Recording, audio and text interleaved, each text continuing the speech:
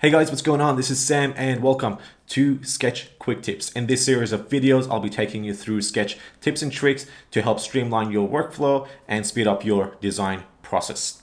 So with that said, let's dive into our first video. Today, we are going to take a look at border radius. And that's a feature that gives us the ability to give our shapes round corners. So with your background selected or with your shape selected, you can go ahead to your inspector on the right hand side and drag the dial as far as you wish. If you go all the way, you will end up, in most cases, with a circular shape, which we do not want in this case. So I'm going to go ahead and change this to 20 pixels, and that gives us nice rounded corners.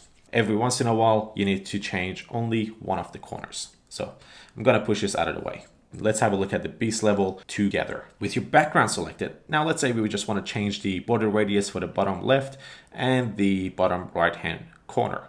To do that, double click on the shape to enter the vector editing point and go ahead and select the corners that you want to change. And then come over to your inspector. Right underneath point type, you have a radius feature, and I'm going to crank this up to 20 pixels. And now the God level. I'm really excited about this because I only learned about this myself today, and I'm so excited to be sharing it with you guys. So go ahead and select your background, and you can see that we still have the round corners feature, and there's a little text box on the side. This is going to work exact same way that it does in Sketch.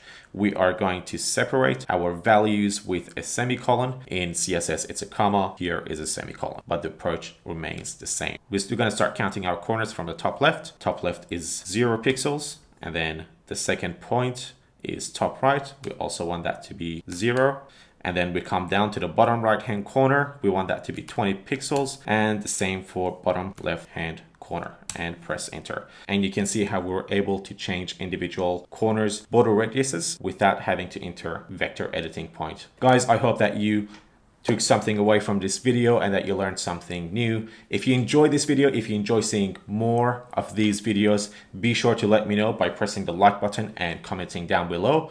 If you look forward to watching more of my content, please be sure to subscribe. There's more videos coming soon. Thank you for joining me on this video, and I'll see you in the next.